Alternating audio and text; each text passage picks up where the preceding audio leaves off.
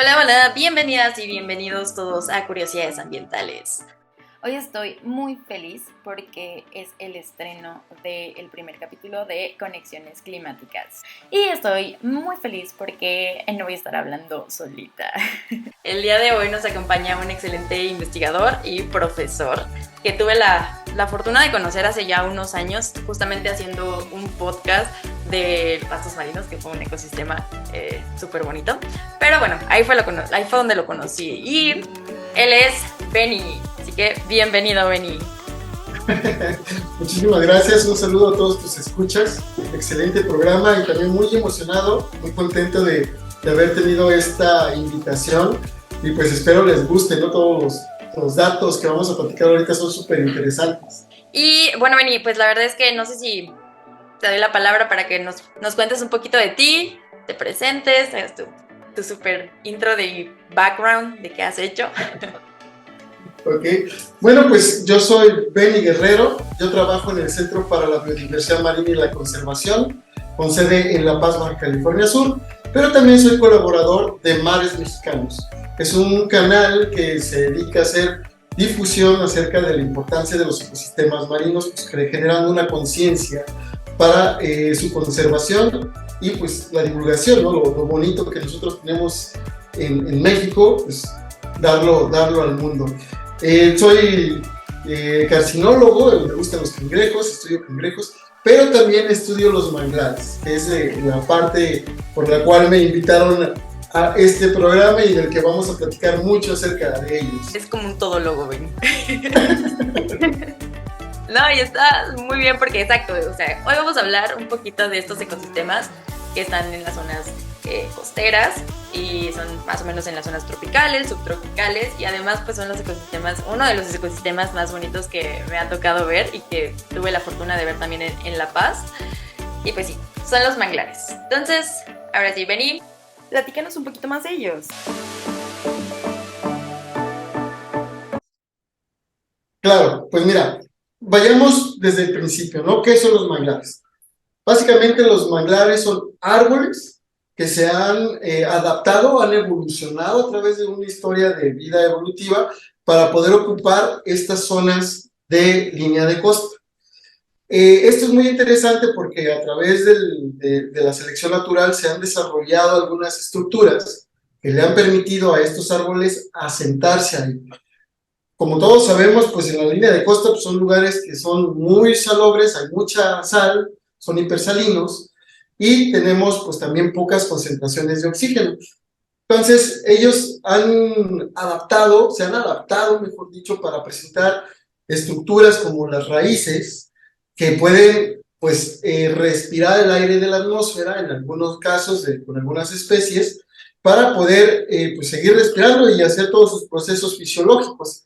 Entonces, son árboles que exclusivamente los vamos a poder encontrar en esa área, ahí donde tenemos bajas concentraciones de oxígeno y altas cantidades de sal, ahí es donde podemos encontrar los manglares. Obviamente, buscan lugares muy específicos para poder asentarse, ¿no? Con una marea específica, con un tipo de tierra en específico, con una salinidad específica para poder crecer. Y estos son los manglares en grandes rasgos, ¿no? O sea, ahorita que mencionaste lo de las mareas específicas, se me hizo curioso, o sea, cómo un manglar se asienta ahí, sí, o sea, las mareas cambian, ¿no? Se supone, o sea, o tienen como variaciones dependiendo la temporada o dependiendo, pues, condiciones, no sé, de la luna, ¿no? Los días. ¿Cómo los manglares definen eso? O dicen, pues aquí es un buen lugar para estar. Pues mira, eso es una selección que se ha habido en esta historia evolutiva. Entonces, de hecho es muy interesante porque el ancestro de estos manglares, de estos árboles, es una palma. Entonces, de ahí han venido evolucionando y han venido desarrollándose y a través de la selección natural es como se ha podido establecer estos árboles en diferentes zonas. También dentro de los manglares, las diferentes especies pues, van ocupando diferentes lugares donde poder asentarse, donde crecer. Entonces, hay árboles, especies de manglar que están muy, muy arraigadas a zonas inundadas. Entonces, ellas prefieren vivir con mucha agua todo el tiempo, como el mangle rojo, pero hay otras que no necesariamente quieren estar inundadas, pero sí prefieren un poquito de más condiciones más secas, ¿no? Entonces, como en el mangle negro, que son los dos extremos, por así decirlo. Y es de esta forma con que, como a través de la historia evolutiva de este grupo de plantas, pues se van asentando y se van acomodando para poder explotar ese nicho ecológico que antes, hablando en términos de históricos, geológicos, antes no estaba ocupado ese nicho, ¿no? Entonces ellos llegaron y se van acomodando. Y también tiene mucho que ver, pues, el tipo de estructura de reproducción que tienen, ¿no? La estrategia reproductiva que estas plantas presentan, pues, es generar, en algunos casos, una vaina larga, en otros casos es una semillita como si fuera un tipo almendrita, que caen al agua, pero que tienen esa capacidad de poder flotar y moverse, y irse, pues, guiándose, dejándose llevar por la marea, por diferentes circunstancias ambientales, hasta que encuentran un lugar, que se quedan ahí, se asientan, y si las condiciones son adecuadas para esa especie, pues se crea una nueva plantita, una plántula, ¿no? Ahora sí que fluyen con la marea. ¿Quién como ellos? Así es. Ahorita mencionaste de que mangle negro, mangle rojo. ¿Qué tipo de mangles existen? Hablando de tipos, pues es especie, ¿no? Hay muchas de manglares. El origen de estas especies, los científicos mencionan que son del Indomalasia. O sea, ahí es donde tenemos el hot pot, y de ahí se empezaron a repartir para todo el mundo. Aquí en México tenemos 6 especies de manglares. Tenemos el mangle rojo, el blanco, el negro y el botoncillo, que son las que todo el mundo conoce. Pero también tenemos otras especies como es Avicennia bicolor y Avicennia raci. Son especies que no son tan comunes, son raritas, por así decirlos, porque están muy específicas de cierta región, ¿no? Tenemos en Chiapas algunos registros, en esa parte del país es donde tenemos un poco más de estas especies que te digo, pero en total en México tenemos estas 6 especies. La que tiene un poquito de más controversia es el botoncillo, que hay muchos científicos que la mencionan como que sí es una especie de manglar, pero hay otros científicos que dicen que no necesariamente es un manglar, porque comparten muchas estructuras que son diferentes. Bueno, no comparten, tienen muchas estructuras que son diferentes con el resto de las especies de manglar, y se basan originalmente en la forma en que se crea el embrión de la planta, no es diferente. Por lo tanto, está ahí como que eso no es una especie de manglar, pero ahorita todavía se considera dentro del grupo de los manglares. Oye, ¿y este botoncillo, si no es un manglar, entonces qué es? Los taxónomos los botánicos que se dedican a la taxonomía de estas plantas tendrían que ver si cae dentro de alguna familia o género o se crea un grupo nuevo, ¿no? Pero eso ya lo decidirán los expertos en su momento. Uno en el limbo. De todas estas especies que están, ¿cómo los identificas? ¿O cómo sabes que este es el botoncillo? ¿Cómo sabes que es el rojo o el negro? ¿Cómo?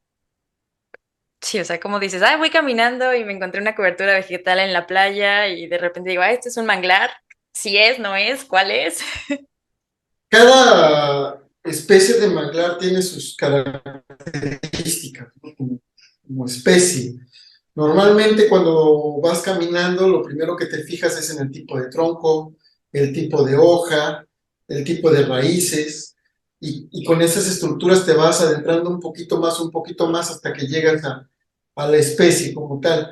Entonces, hay especies muy claras, como en el caso de las especies de mangle rojo, que estamos hablando mucho de esta especie, porque es la más fácil de identificar, ¿no? Es la que está cerquita del agua, la que está casi inundada completamente, con unas raíces aéreas que se notan súper rápido, que son como especies de zancos. Por eso también le dicen el mangle zancudo, por estas raíces largas que están en el aire, que se sumergen en el agua, que son como zancos.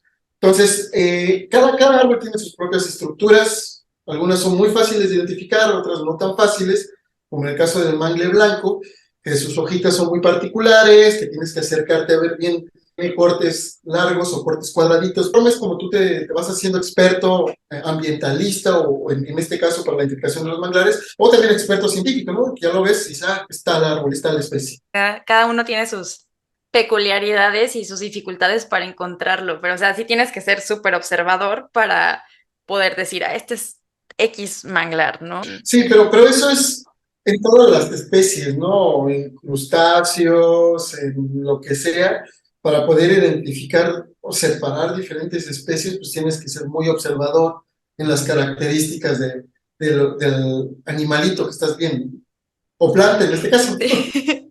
Como buen científico, ¿no? Siempre es como la Ajá. cualidad que Ahora, tenemos.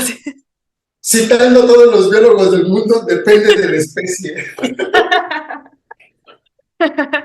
No, esa es la salida por la tangente más común. Pero si sabes, dirás que es tangente, pero es la verdad, o sea, depende de eso.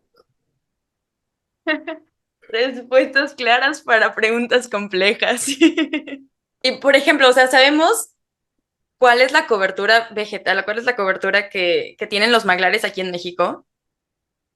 Sí, mira, hay un programa muy interesante que tiene la Conavio que se llama el SMMM, el Sistema de Monitoreo de Manglares de México. Este sistema de monitoreo de manglares lo empezaron a hacer en el 2010. No, sí, empezaron a trabajar en el 2010 y en los 2015 fueron los primeros reportes que se tienen. Pero la línea base que ellos están generando es de la década de los 80s y 90s. En esa década, que es cuando empiezan a despegar los estudios de manglares, no se tenía mucho, pero este programa de monitoreo de manglares en México se dio la tarea de empezar a recopilar esta información. Entonces, a través de este tiempo, ha habido cada 5 años pues un nuevo reporte. Ahorita, el reporte actual de la cobertura actual que tenemos en México es de 905.086 hectáreas que tenemos en México. Y de ahí, pues ha habido sus altas y bajas a través del tiempo. Por ejemplo, ellos reportaban en la década de los 80 que teníamos alrededor de 856 hectáreas, por ahí más o menos, más o menos, pero pues ahorita ya tenemos un poquito más, ¿no? Pero ojo, no es de que se haya extendido la cobertura de manglar. ¿Qué pasa? Es de que antes estábamos haciendo, o estábamos, dijo el otro, están o hicieron, hicieron esos estudios basados en fotografías y en imágenes satelitales. Entonces, la resolución que se tenía en aquellos años no es la que tenemos ahorita, ¿no? Con estos avances tecnológicos. Entonces, a través de estos estudios y a través de estas imágenes que tenemos mayor resolución, pues se está viendo de que lo que anteriormente se consideraba como otra vegetación, pues en realidad era manglar. Entonces, por eso ha aumentado y tenemos estos números que pues, resaltan mucho, ¿no? Los 856.000 que teníamos en la década de los 80 con los que tenemos ahorita, que son los 905.000, 86, pues tú dices, ah, ¿a poco tenemos más? Pero en realidad es porque ya tenemos una mayor resolución. O sea, que no nos dejen engañar los datos. Es mejor tecnología la que nos está ayudando a tener una mejor información de todo lo que está pasando. O sea, no es como que hayan hecho el trabajo, ¿sabes? Como de todo de restauración de manglares. Sí, sí ha habido algunos lugares donde sí se está viendo un poco más manglar, pero en grandes números, en este caso los datos que presenta Conavio, pues no nada más es de eso, sino también de que tenemos una mejora en la percepción de los datos hablando satelitalmente. Digo que esa es una excelente noticia. Entre mejor avance de la tecnología y mejores programas, pues más vamos a poder estudiar estos ecosistemas y en general, ¿no? Como que todas las cosas y poder concluir en un mejor manejo del área, en estimaciones más precisas y tener, obviamente, como que todo más monitoreado. Haciendo la cuenta rápida ahorita para que se tengan como que en contexto dimensionen, ¿no? ¿Cuántas hectáreas son estas de manglares? Esto es equivalente como a 1.459.816 campos de fútbol americano. O sea, imagínate, o sea, aún así es una cobertura bastante amplia, ¿no? Fíjate, ahorita ya lo dimensionaste y es bastante. Aquí en México, nosotros somos el cuarto lugar a nivel mundial de ocupación de manglares. Entonces es por eso que pues, estamos también son muchos, porque estamos dentro de los que más mangle tienen. Y en primer lugar, ¿quién está? Pues parece que Brasil, no tengo el dato exacto ahorita. Y esto es cierto. Según los datos reportados en el reporte de la Alianza Global de Manglares, dicen que la cobertura vegetal con mayor abundancia, o donde más se encuentran los manglares, es en la parte de Sudamérica. Ahora, eso es como que contexto general de los manglares, pero ahora aterrizando un poquito en la parte económica. Hablando pues en este sentido, ¿cuánto contribuyen los manglares a la economía de México, por ejemplo? ¿Se sabe? ¿Hay estimaciones? Sí, mira, ahorita ya tenemos algunos datos de eso, ¿no? Esto es muy, esta historia es muy interesante, la forma en que se dio, porque uno de los investigadores con los que trabajo es Octavio Aburto. Entonces él, cuando estuvo haciendo no recuerdo exactamente si fue su doctorado o si fue su maestría, tenía exactamente esta pregunta: ¿cuánto valen los manglares para México? Entonces se acercó con el doctor Escurra, Ezequiel Escurra, y entre ellos empezaron a buscar la forma de cómo sacar este dato, hasta que le dieron, ¿no? Vieron la forma en que se podían, pues, valorizar estos datos, y ahorita, y dependiendo del autor, porque a raíz de eso, pues, ha habido otros estudios que van viendo cuánto es la percepción económica que tienen los manglares, pero lo que se pensaba, o lo que se dio en aquel momento, y ahorita todavía se está manteniendo, es de que una hectárea de manglar puede valer hasta $100,000 por año. Es una hectárea de manglar. Entonces, sí están generando mucho dinero, ¿no? Obviamente estos $100,000 por año pues son de varias aportaciones, entre ellas pues tenemos la pesquería, la purificación del agua, la protección a erosión de líneas de costa, captación de carbono y otros datos que pues, se fueron metiendo allí en los análisis que estuvieron trabajando estos investigadores, y pues salió este número. Entonces, ese es el que normalmente yo uso en diferentes pláticas o diferentes trabajos que estoy haciendo, porque es el que para mí es el que más se acerca, ¿no? Obviamente va a haber algunas discrepancias con algunos investigadores, pero pues va a depender mucho también por el tipo de finura de los datos o el tipo de variables que le están metiendo. Entonces, digamos que en promedio, esto es lo que vale una hectárea de manga: $100,000 por año. Wow, bastante, o sea, si lo comparamos, o sea, si lo ponemos como en la perspectiva de todas las hectáreas que tenemos. Estamos hablando de 90.508.600.000 dólares que representa la cobertura vegetal, la cobertura de manglares en México hoy. Es muchísimo. No solamente es un sector, o sea, son como que todo lo que, el sector económico que conlleva el tener el manglar y sobre todo la prevención de riesgos, porque ahorita mencionaste, ¿no? O sea, si quitas un manglar, pues tienes la probabilidad de que se vaya a inundar la zona, porque son o sea, los protectores de la línea de la costa. Entonces, pues prevenir esos riesgos, pues también es un beneficio económico. Claro que sí.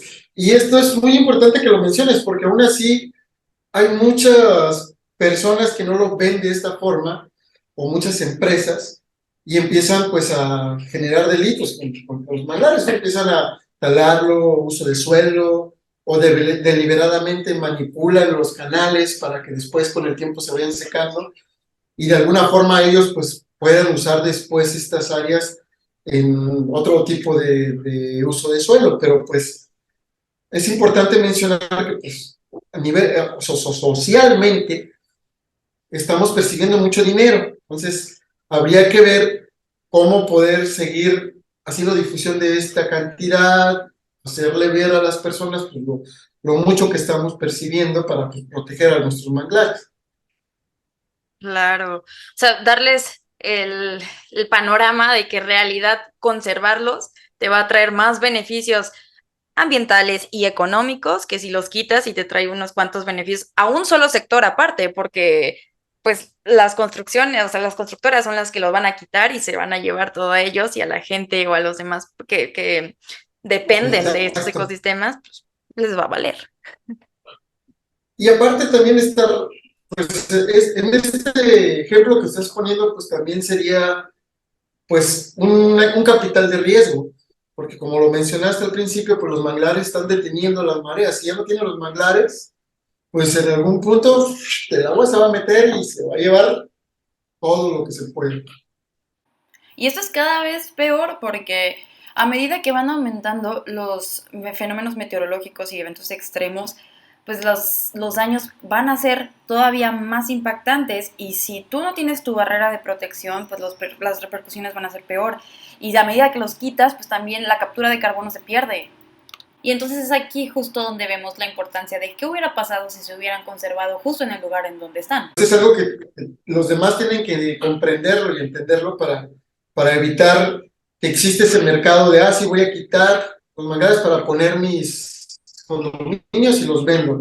Si nadie compra, nadie lo va a hacer. Entonces ahí las cosas es como debemos empezar a pensar en estas estrategias de decirle, bueno, pues, ¿quieres tu condominio bien? Pues, ve a un lugar donde es apropiado para comprar tu condominio. No, después de 3 años ya no vas a tener condominio porque ya se inundó. Sí.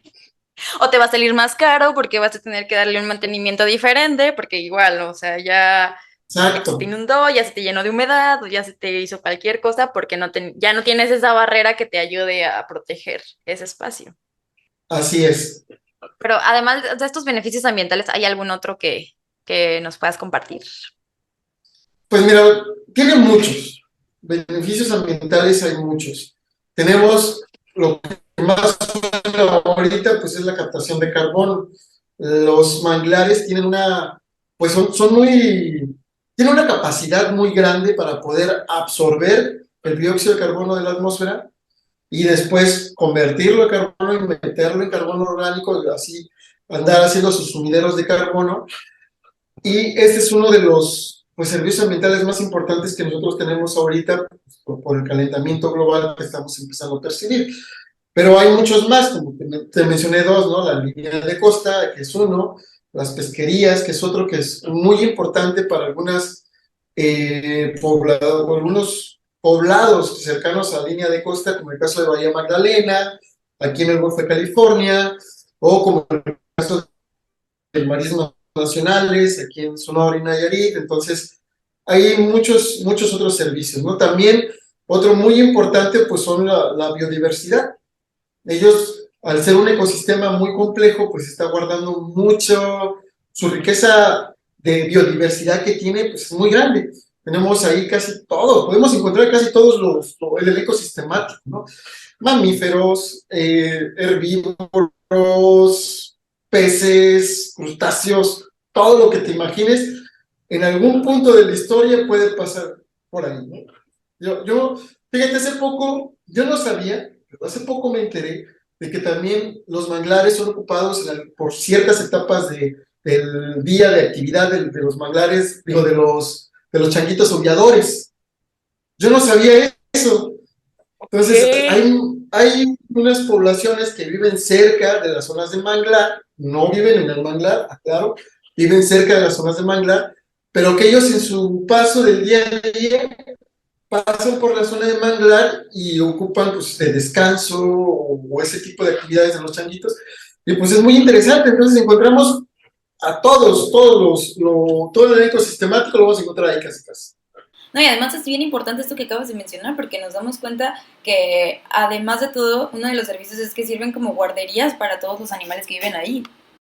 Bueno, ya que nos metimos en el tema del carbono y de los sumideros de carbono, ¿sabes más o menos cuánto es la cantidad de carbono que llegan a absorber estos ecosistemas? Mira, ese punto también es muy interesante porque dependiendo de los autores manejan las unidades. O sea, hay autores que trabajan con tonelajes, otros que trabajan a microescalas, entonces dependiendo de eso va a ser el número que te encuentres. No hay un número único que defina cuánto carbono están capturando, ¿no?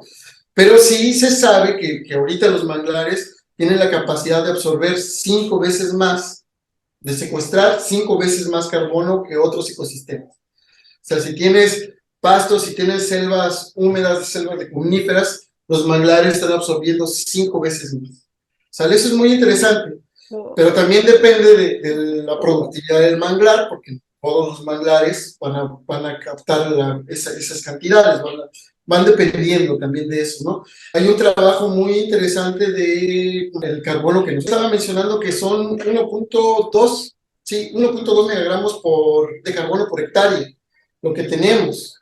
Entonces, eso es un dato pues, muy interesante y es con el que yo me quedo, ¿no? Es el que yo he encontrado un poco más, pues el que me gusta a mí, por así decirlo, ¿no? Al final de cuentas, eso es lo interesante de la ciencia, poder tener un dato que tú tienes y poder defenderlo o platicarlo con otros investigadores y decir, bueno, porque tienes este dato, pues a mí me gusta y empezar a platicarlo, ¿no?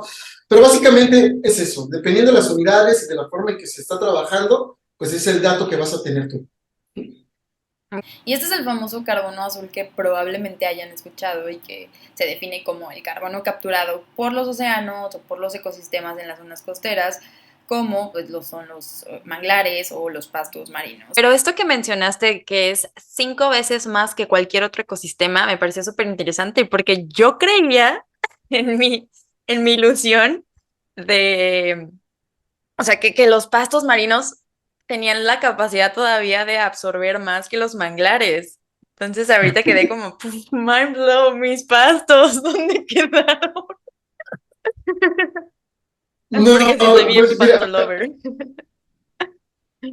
Dentro, o sea, los sistemas humedales, los pastos y los manglares son los que tienen esta gran capacidad, pero por la forma de crecimiento y desarrollo de los ecosistemas de manglar que están produciendo constantemente, entonces están pues secuestrando más rápido el carbono y están haciendo, pues ahora sí que ellos almacenan más veces. O sea, ¿lo almacenan en qué parte de su estructura? Bueno, o sea, ya nos dijiste, ¿no? Que lo ponen, lo entierran a través de las raíces, pero ¿por dónde viene esa captura?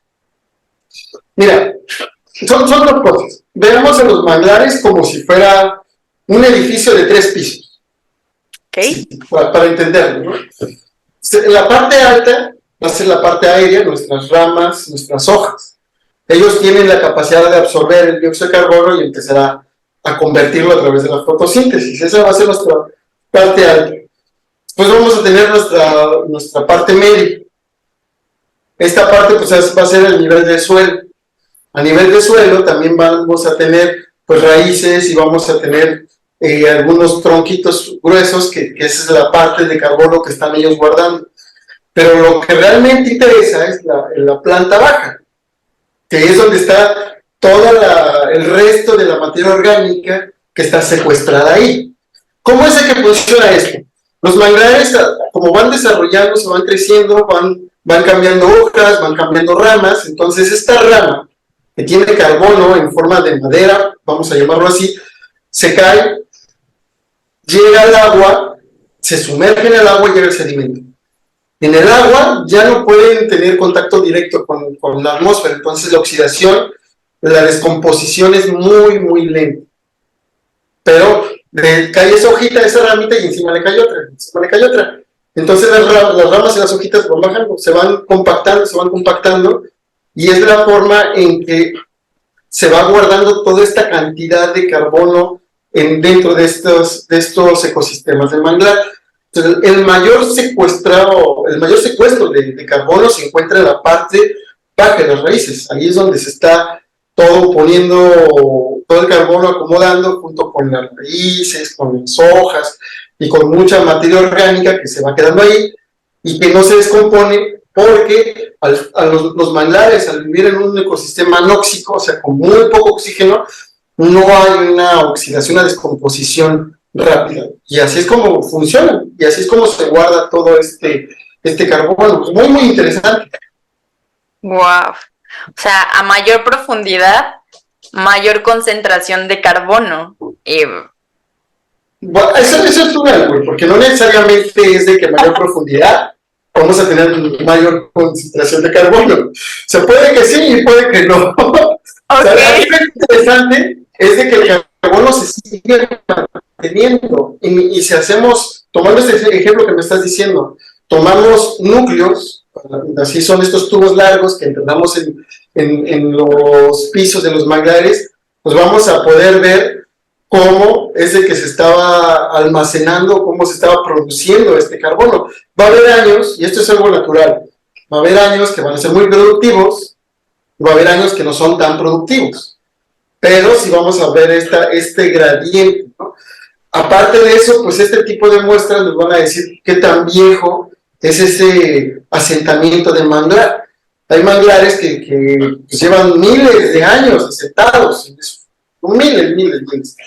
Y ya hay manglares que son nuevos, por así decirlo, que son jóvenes, que siguen produciendo, y no por el hecho de que sean jóvenes, no están captando esta cantidad de carbono. O sea, ellos están produciendo de manera natural cierto porcentaje de carbono.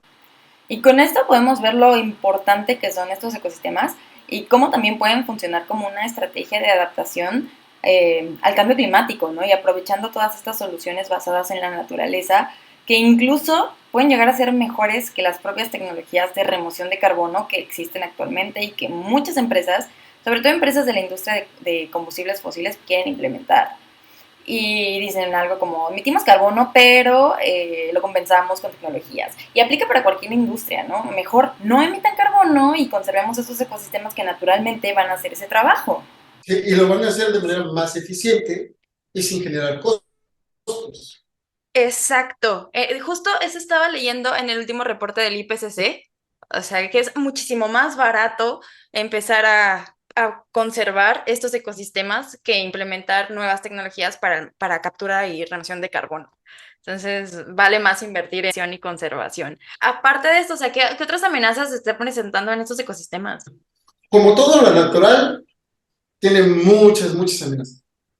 ¿Sale? Pues las que hay que resaltar, uno pues es la mancha urbana, en las zonas donde tenemos manglar y cerca tenemos comunidades, pues la mancha urbana se va comiendo, ¿no? A los manglares. Otra, pues el cambio de uso de suelo. Hay muchas empresas que pues, quieren quitar los manglares para poner pues granjas de camarones o para poner plantaciones de otras plantas. Entonces esto pues es un riesgo constante que está sobre los manglares. Dependiendo de la zona, es donde va a haber mayor amenaza para un tipo específico, ¿no? Por ejemplo, en esta zona norte del país, la zona de marismas nacionales, ahorita ya no tanto, pero antes sí, el cambio de uso de suelo para la generación de granjas de camarón, pues cortaban los manglares y ponían ahí sus granjas, ¿no? Entonces, hasta que ya llegó el punto en el que dijeron, no, a ver, espérese, así no se hacen las cosas, y ya empezaron a regular, y ya pues ya no hubo tanta cortadero de manglares, pero en sus inicios, estamos hablando de las décadas anteriores a los 80, ¿no? Los 70, y cuando empezaba todo esto de los camarones, de empezar a vender mucho camarón, y empezar a producir, entonces es cuando se empezó a ver esta vulnerabilidad. Pero si cambiamos de zona, si nos vamos a la zona sur, pues del país, allá no tenemos granjas de camarón, lo que tenemos es el cambio de suelo para generar pastizales para el ganado. El ganado. Entonces ahí también es talar muchos manglares y pues ahí poner sus plantaciones. Entonces, dependiendo de dónde estemos hablando, pues es el tipo de riesgo que van a tener estos ecosistemas. Pero por todos lados les están pegando. La realidad es esa. Por todos lados le están pegando en cualquier parte del país. Por la mancha urbana, por el cambio de uso de suelo, por la contaminación, por todo lo que tú quieres, le están pegando. Y si no los empezamos a proteger, si no los empezamos a cuidar, pues el nivel del mar, por cuestiones que ya sabemos, va a ir subiendo, y nosotros de tierra adentro hacia afuera, pues vamos a ir creciendo, vamos a ir perturbando, pues va a llegar el punto en el que pues, los manglares ya no van a poder sobrevivir, y pues se va a perder ese parche del manglar. Aquí hay un estero muy bonito que se llama el Conchalito, que en un principio tuvo ese problema, pero pues ya las personas como que ya agarraron la onda y lo están cuidando. Aparte de todo, creo que estas son como otra de las buenas partes, opciones de volverse vegetariano, ¿no? Vuélvete vegetariano para salvar a los manglares. No granjas de camarón, no fomentas el ganado, punto extra ahí. Pues ahí está. Sí, ¿eh? Al menos disminuir el consumo de carne para disminuir las áreas de producción, ahí sí, sí entra. Hay un programa que estuvo haciendo el doctor Aburto que se llama 1.5 grados para por el cambio climático, algo así, un capítulo que está dedicado a esto de la producción de carne. Entonces, es muy, muy interesante ver cómo, pues, todo lo que implica la generación de la carne, los riesgos que implica, pero pues también es muy evidente que pues estamos produciendo lo que no necesitamos, que realmente ese es el problema. Desde mi punto de vista, el mío personal, no es de que se coma o no se coma carne, sino de que el mercado está mal regulado y produce de más. Y eso es en todo, ¿eh? Pasa en la pesquería, en la agricultura, en la ganadería, en todo. Viene a la mente la pesquería de la curvina, aquí en el norte del país. O sea, cuando viene la temporada de la curvina, salen todos por curvina y en 2 o 3 días saturan todo el mercado. Tienen toneladas y toneladas de pescado en ese momento, pero llega el punto en el que el mercado, las mismas personas pues ya no compran. ¿Y qué va a pasar con el chorrocientos mil de toneladas de pescado que se sacó? Se va a la basura. Entonces, está mal, o sea, no es de que comamos o no comamos, ¿no? Eso es lo que yo pienso. No es de que comamos o no comamos, sino la forma en que debemos de hacerlo debe ser de una forma educada, de una forma medida, para poder tener este equilibrio. Pero como somos una sociedad en la que nadie se pone de acuerdo, entonces no podemos llegar a hacer eso. Porque mientras unos dicen que sí, otros dicen que no, y los intereses van por todos lados. Ese es el problema. Sí, claro, hay muchas aristas por donde abordar esto y digo, yo sí estoy a favor de no comerla. Yo sí creo que es una buena medida individual, sobre todo por los impactos que tienen en el consumo de agua, el uso de suelo, las emisiones de metano. Pero bueno, eso ya es un tema de otro capítulo completo. Pero sí coincido con que hay que manejar mejor la cadena de suministro en la producción para justamente también poder proteger pues de todos estos ecosistemas que están en peligro y que están siendo vulnerables por el sistema. Y en esto de proteger, me imagino que hay también ya leyes que prevengan pues, el estrés a estos ecosistemas o que hay normas que protejan a estos manglares, ¿no? Sí, sí tenemos, aquí en México tenemos las normas, por ejemplo, la NOM 59 Código 94, pero también tenemos algunas leyes, como en el caso de la ley de vida silvestre. La ley de vida silvestre del 2007 también la menciona como como un grupo de protección. Desgraciadamente, en México lindo, no, pues no se cumple adecuadamente estas normas, ¿no? Aquí en México pues hay mucha desinformación, por así llamarlo, por lo tanto mucha gente sigue tardando, gente sigue haciendo pues, cosas que degradan el ecosistema de los manglares. Es un proceso muy lento, no es de que lo observemos en un año a otro, sino que es a través del tiempo y que no se percibe claramente, por lo tanto el ojo humano no lo alcanza a distinguir. Cuando haces este estudio a través del tiempo, pones las fotos y lo comparas, pues te das cuenta de cómo se está perdiendo, ¿no? Sí, son realmente, bueno, las amenazas son bastantes a las que están enfrentando estos ecosistemas y a las que se tienen que pues, defender, ¿no? De alguna u otra manera. Y tristemente, pues aquí en el país estamos viendo que no hay un control real para poder defenderlos o que no hay, o sea, no se están aplicando las leyes que pues en papel están, ¿no? Pero ya al momento de ejecutarlas es donde estamos fallando. Y aquí como que también me cuestiono en ¿cuánto nos cuesta estas pérdidas, ¿no? Económicamente, ¿cuánto estamos perdiendo por no proteger a los manglares? ¿Sabes más o menos eso? Pues sí, mira, hay un estudio que hizo Kumagai en el 2020, fue publicado en el 2020, en el que, haciendo referencia a cuánto tenemos de carbono aquí en México, empezó a hacer proyecciones para saber qué pasaría si se empiezan a perder los manglares. En este trabajo ella menciona que en términos generales, hablando de las pérdidas sociales que se pueden generar por la pérdida de hectáreas de manglar, con una proyección a 25 años, a partir del 2020 a 25 años, ella menciona que podríamos estar perdiendo alrededor de 392 millones de dólares en este periodo de tiempo, ¿no? Entonces, habría que ir a revisar la literatura y ver si hay algún otro trabajo que más o menos hable de lo mismo para saber pues, cuánto estaríamos perdiendo. Pero por el momento, Kumagai ya lo dice ahí, publicado en el 2020, y hablando en términos de carbono.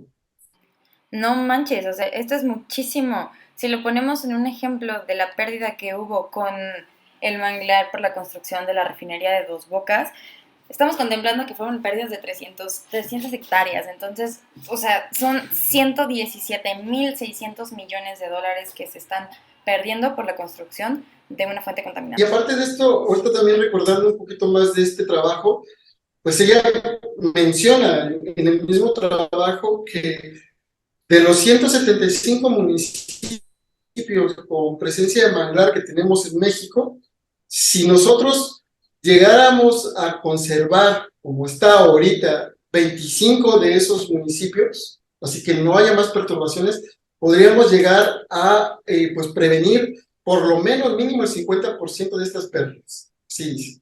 Entonces, pues está muy interesante cómo con solamente protegiendo 26 de estos municipios de los 175, pues podemos hacer un gran avance. Entonces, si nos ponemos las pilas y conservamos más, pues todavía estamos preveniendo más. Sí. No, y sobre todo me imagino que en el sur, ¿no? Es donde más cobertura hay, o bueno, he visto, ¿no? Tenemos Me ha más tocado aquí en cobertura. Veracruz. Ujú. En la parte sur del país es donde hay más cobertura, pero pues los manglares se reparten dependiendo de la zona, si es el parche grande o pequeño, o si es un bosque muy grande o pequeño, es lo que tenemos, ¿no? Pero manglares tenemos desde la península de Baja California Sur. El punto más norteño aquí en el país está en Bahía Magdalena, sí, Bahía Magdalena, aquí arribita, no, sí es Bahía Magdalena, Bahía Asunción, no recuerdo, pero está acá en Baja California Sur, norte, perdón, puntito, un parchecito en esta bahía, ya de ahí, pues Sonora, y le das toda la vuelta hasta Veracruz, hasta la parte de Tamaulipas, por allá también hay manglares. Tenemos en todos lados y no importa dónde sea, el punto es conservar 25 áreas y ya tenemos ganancia. Sí, Wow. 26, 26, 26. 26 municipios de los 175 que tenemos como manglar. ¿Y hay algún programa de conservación que se esté llevando a cabo que al menos agarre algunos de estos municipios para protegerlos y que sí haya tenido éxito, ¿no? No que solamente digan, ay, sí, vamos a protegerlos, sino que sí se haya registrado, pues, que sí funcionó? Mira, un programa como tal así establecido en México no lo tenemos, pero sí hay muchas iniciativas, principalmente dirigidas por la organización civil y otras dirigidas por la academia. Las que tenemos ahorita que se me vienen a la mente, hablemos de 3 puntos. El del norte a sur. Aquí en La Paz, Baja California Sur, hay una iniciativa que tenemos que está dirigida por las mujeres del Conchalito, así se llama. Ellas agarraron el estero del Conchalito y lo protegieron, ¿sí? Por causas propias de ellas decidieron ya no perturbar más este manglar. Entonces, esta iniciativa fue apoyada por otras organizaciones como Costa Salvaje, por el gobierno a través de SOFEMAR, y empezaron a trabajar para proteger este parche de mangle urbano que tenemos en La Paz, Baja California Sur. Y ahorita este parche es una historia de éxito, que va para muchas más cosas, como se observa. porque está empezando a crecer las plantulitas, ya se ve una parte del manglar que antes estaba muy lastimado, muy perturbado, ahora ya hay plantas y se ve más verde, se ve muy bonito. Historias tenemos, éxito de conservación hay en México, y pues hay que seguir trabajando, ¿no? No hay un programa bien establecido como tal, que tenga recursos propios o que sea, que venga del gobierno, pero sí tenemos muchas iniciativas que los están protegiendo. Entonces hay que seguir avanzando, hay que seguir apoyando y pues creando más iniciativas. De las mujeres, me encantó. Creo que es una historia súper buena de éxito que refleja cómo las mujeres y la participación de las mujeres en esta lucha ambiental y climática es sumamente importante para seguir adelante. Y creo que es un ejemplo Sí. que tenemos que tomar. Pero mira, hablando de esto ahorita se me viene a la mente otra historia de éxito también y de mujeres también. Pero en A esta ver. parte, si no tengo mal el dato, es en Yucatán a través de las chelemeras, de un poblado que se llama Chelam, me parece, que es también igual un grupo de mujeres que se dedican a hacer restauración y están trabajando con la doctora Teutli, si no me equivoco. Y ellos han logrado hacer hay una estrategia que se llama chinampas, crean unas chinampitas en las zonas húmedas de inundación, donde ponen las plántulas y pues van creciendo los arbolitos. Y ellas han logrado pues restaurar bastantes hectáreas a través de esta técnica en este lugar. Y se conocen por las chelemeras. Si tú googleas las chelemeras, vas a encontrar esta historia de éxito. Y también de puras mujeres, ¿eh? Me llamó mucho la atención este caso y bueno, ellas son las chelemeras, un grupo de 18 mujeres, muchas de ellas con descendencia maya, que desde 2010 han estado trabajando y pues se han dado la tarea de conservar y restaurar los manglares de la zona. Principalmente han trabajado con manglar rojo y manglar negro y su trabajo pues realmente demuestra la importancia ecológica y social de mantener estas áreas.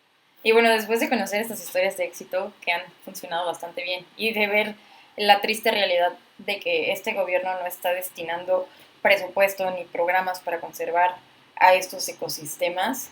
O sea, ¿qué podemos hacer nosotros, nosotras las personas en el día a día? ¿O qué podemos hacer para, una, exigir a los gobiernos que inviertan en estos ecosistemas tan importantes y otra, en poder conservar estos ecosistemas y darles un uso eficiente, ¿no? Y realmente, pues aprovechar al máximo, ¿no? Lo que son estos ecosistemas. Como, como ciudadanos, personalmente, pues uno es empezar a generar menos basura. El generar menos basura de alguna manera va a evitar de que toda la basura que tenemos tirada en la calle, más en las zonas costeras, pues, a nuestros manglares. De esta manera pues, vamos a poder generar un ecosistema más sano. Por otro lado, pues también el evitar perturbarlos. O sea, si vas a la playa, pues ve, pero pues no tienes por qué meter tu carro bajo de las ramas de los manglares para que no se caliente tu carro, ¿no? O sea, me hace un poco extremo de socialmente, pues es organizarnos para poder proteger estos ecosistemas. Otra vez, que no los perturben, porque hay historias de gente que va y tira relleno, que les tira escombros, porque antes así se hacía, antes de la década de los 90. Se consideraba que los manglares eran zonas de criaderos de mosquitos y otras cosas y nadie los quería y pues se agarraban de relleno. Pero eso es historia antigua, afortunadamente, ¿no? Qué Entonces, bueno. ahorita pues es protegerlos para que ya no se haga eso, que no se contamine. También esto de socialmente la contaminación pues es un grave problema que tenemos que empezar a trabajarlo y pues de esta manera todos socialmente pues protegerlos, ¿no? Y también apoyar iniciativas de gobierno como parques, como la CONAM, que tiene sus zonas de protección dependiendo de los diferentes esquemas, que muchos de estos esquemas pues, protegen ciertas zonas de los parches de manglar. Pues también la CONAM no puede porque a veces no cuenta con los recursos para exclusivamente trabajar con los manglares. Y aquí es donde vuelve la iniciativa privada de, bueno, pues vamos a echar la mano a estas organizaciones pues, para proteger los manglares, generar programas de conservación, programas de divulgación, programas de educación ambiental, para que el mundo se entere de la importancia de estos ecosistemas, ¿no? Que no los veamos como se veían antes, como te digo, que pues así una zona de criadero de mosquitos. No, Sí. que se vean los manglares como lo que realmente son, que son un área de generación de servicios ambientales que la comunidad, la sociedad en general, lo está percibiendo, ¿no? Directamente como las comunidades costeras e indirectamente como las comunidades que tenemos en tierra adentro como Ciudad de México a través de la limpieza del aire, ¿no? Hay muchas otras cosas que tenemos que visualizar, pero que los manglares pues están en todos lados. Darle esa divulgación que se merecen y aprovecharlos de la mejor manera. Y sí, o sea, tal vez, digo, ahorita que lo mencionas que no tienen presupuesto para proteger únicamente a los manglares, pues bueno, no creo que no tienen presupuesto para nada, ¿no? Esta famosa austeridad realmente Sí, no da malamente, presupuesto a nada. Entonces, malamente. sí, yo creía aquí que también es importante elegir bien a nuestros representantes. Definitivamente buscar que tengan políticas concretas, políticas ambientales que beneficien completamente a nuestros ecosistemas, que estamos viendo que nos están dando un beneficio enorme, pero que realmente sí regulen y que tengan iniciativas para mejorar en cuestiones ambientales, climáticas y que pues, sí tengan ese compromiso, no nada más que sea de dientes para afuera, o sea, que sí lo hagan, pero la manera también creo que es exigirlo es con conocimiento, ¿no? Entonces, es fundamental la divulgación para poder también exigir estos Sí, mayores compromisos de nuestros gobernantes y nuestros representantes. claro. Como muchas veces lo han dicho en diferentes momentos, en diferentes historias, ¿no? ¿Cómo, cómo se quiere conservar algo que no se conoce? Tener un plan de acción dirigido, porque ese es el problema realmente. Muchas veces se hacen muchos esfuerzos, pero no tienen una dirección establecida y pues malamente se llega al fracaso. Entonces aquí precisamente se trata de evitar eso, conocer, prepararse y después generar esa estrategia y órale, vámonos con todo para sacar adelante lo que sea, ¿eh? No nada más en manglares, en arrecifes, en cualquier ecosistema pasa lo mismo. Eso que mencionas es bien importante, ¿no? Que estén bien dirigidos y que no sean como ese famoso programa de Sembrando Vida, que, bueno, ese proyecto, según ellos, de mitigación del cambio climático, pues la verdad es un fracaso porque no tiene nada de nada de Nada acción. de vida. Nada de vida, exacto, sí, sí, sí. Tristemente es peor, ¿no? Entonces ahí es donde dices, ok, haz planes verdaderos que funcionen concretamente, pero sí, o sea, no nos quieras ver la cara, básicamente. Por eso Claro, la importancia de conocer más los ecosistemas, lo que nos rodea, y como dices, lo que no se conoce, pues no se va a cuidar.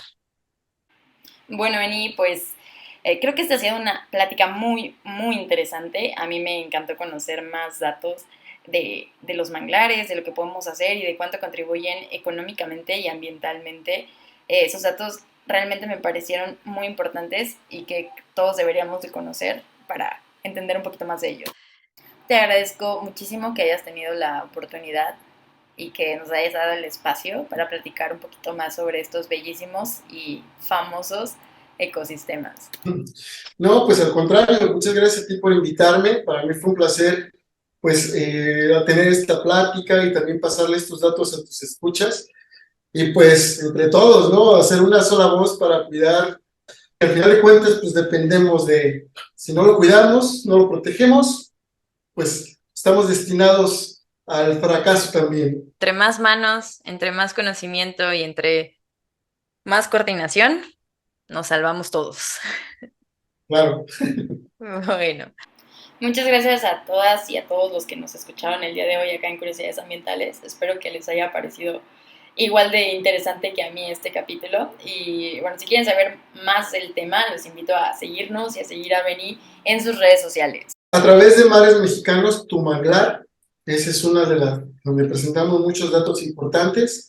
Y también pues tenemos un manglar de Mares Mexicanos, tenemos Facebook, tenemos Instagram, también Mares Mexicanos, y ahí nos pueden seguir. Pues muchas gracias y compártenos en los comentarios qué te pareció, cómo crees que podríamos mejorar para conservar los manglares y si conoces algún manglar y que se te haga interesante. Gracias y nos vemos.